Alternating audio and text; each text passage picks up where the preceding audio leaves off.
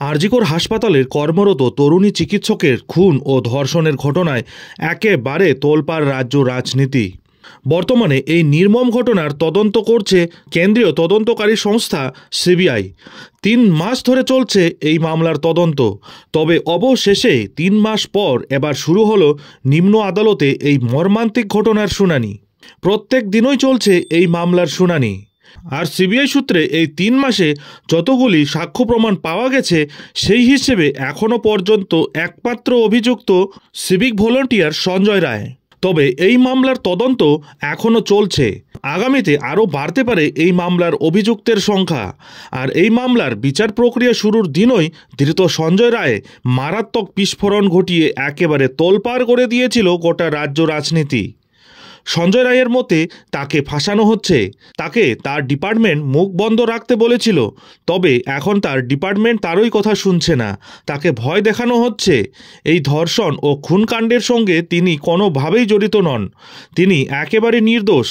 এই বিচার প্রক্রিয়া চলাকালীন প্রথম দিনই কিন্তু ধৃত সিভিক ভলান্টিয়ার সঞ্জয় রায় একেবারে ঝড় তুলে দিয়েছিলেন।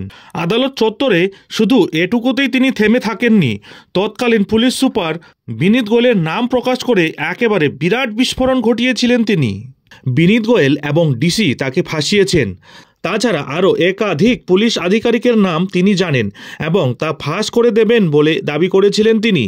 এই কাণ্ডের মেইন মাথাদের ছেড়ে তাকে ধরা হয়েছে, তাকে ফাঁসানো হচ্ছে বলে মারাত্মক অভিযোগ করে আদালত চত্বরে সাংবাদিকদের সামনে হুঙ্কার ছেড়েছিলেন তিনি। আর এরপরেই একেবারে নড়ে চড়ে বসেছে পুলিশ প্রশাসন। বিনীতের নাম প্রকাশ্যে আসার পরই আদালতে এবার কিন্তু সঞ্জয় রায়কে নিয়ে একাধিক পরিবর্তন আনা হয়েছে। এর পরের দিন থেকেই আদালতে সঞ্জয় রায়কে নিয়ে আসার সময় রীতিমতো নিরাপত্তা বাড়িয়ে দেওয়া হয়েছে, যাতে সাংবাদিকদের সামনে মুখ খুলতে না পারে সঞ্জয় রায়। তবে তারপরেও আদালতে নিয়ে আসার সময় সঞ্জয় রায় কিন্তু বারবার মুখ খোলার অনেক চেষ্টা করে গেছেন, সাথে সাথে হাতের ভঙ্গিমায় কিছু বোঝানোর চেষ্টাও করেন। এরপর পুলিশ প্রিজন ভ্যানের হর্ন বাজিয়ে এবং গাড়ির ছাদ বাজাতে বাজাতে সঞ্জয় রায়কে আদালতে নিয়ে আসে, যাতে করে সিভিক ভলান্টিয়ার সঞ্জয় রায়ের কথা কেউ বুঝতে না পারে। প্রসঙ্গত, এই বিগত কয়েকদিনে আরজিকর ধর্ষণ ও খুনের বিচারে ধৃতদের আদালতে আনার মুহূর্তে দেখা গিয়েছে একের পর এক নাটকীয় ঘটনা। লাগাতার মুখ খুলেছেন সিভিক ভলান্টিয়ার সঞ্জয় রায়। বিস্ফোরক অভিযোগ করেছেন প্রাক্তন পুলিশ কমিশনার বিনীত গোয়েলের বিরুদ্ধেও। তাই এবার আরজিকর মামলার একমাত্র অভিযুক্ত সিভিক ভলান্টিয়ার সঞ্জয় রায়কে নিয়ে মারাত্মক পদক্ষেপ পুলিশ প্রশাসনের। আরজিকর মামলার শুনানি চললেও আর আনা হবে না আদালতে। ধৃত সিভিকের জন্য এবার নতুন ব্যবস্থা। একদম শুনানি চলবে, কিন্তু আর আদালতে আনা হবে না আরজিকর মামলায় ধৃত সিভিক ভলান্টিয়ারকে। আরজিকরের ধর্ষণ ও খুনের বিচার পর্ব সোমবার থেকে হবে ভার্চুয়ালি। সিদ্ধান্ত হয়েছে এমনটাই।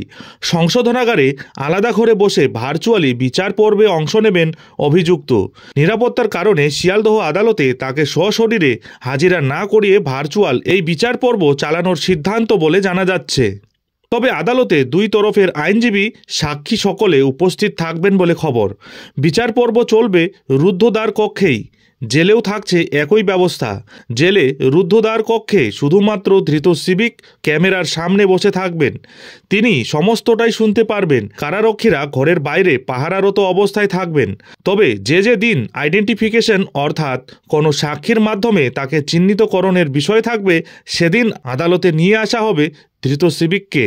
প্রসঙ্গত, বিগত কয়েকদিনে আরজিকর ধর্ষণ ও খুনের বিচারে ধৃত সিভিক ভলান্টিয়ার সঞ্জয় রায়কে আদালতে আনার মুহূর্তে দেখা গিয়েছে একের পর এক নাটকীয় ঘটনা।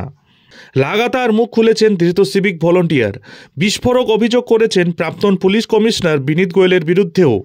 নিজেকে বারবার নির্দোষ বলে দাবি করেছেন তিনি। বলেছেন ফাঁসানো হয়েছে তাকে। এরই মধ্যে তাকে নিয়ে পুলিশের গাড়ির বদলের ছবিও দেখা গিয়েছে। বেড়েছে পুলিশি প্রহারা। এমনকি কয়েকদিন আগে তো আবার জোরে গাড়ি চাপড়াতেও দেখা গিয়েছে পুলিশ কর্মীদের। তীব্র শব্দে বেজেছিল হর্ন। এরই মধ্যে এবার নতুন সিদ্ধান্ত নেওয়া হয়েছে, যা ঘিরে চলছে চর্চা। এবার প্রশ্ন উঠতে শুরু হয়ে গিয়েছে, তবে কী কারণে এত আমূল পরিবর্তন?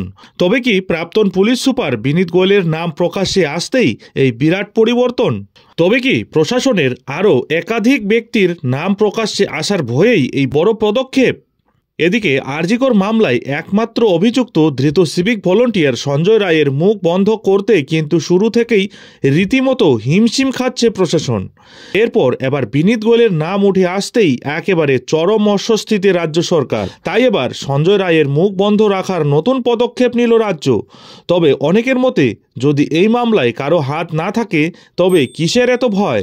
কেন সঞ্জয় রায়কে খোলামেলাভাবে কিছু বলতে দেওয়া হচ্ছে না? এ ব্যাপারে আপনারা কি ভাবছেন? অবশ্যই আপনাদের মূল্যবান মতামত আমাদের কমেন্ট বক্সে কমেন্ট করে জানাতে ভুলবেন না। যাই হোক, এখন এখানেই শেষ করছি। এই ধরনের পরবর্তী আপডেটের জন্য অবশ্যই চ্যানেলে চোখ রাখুন।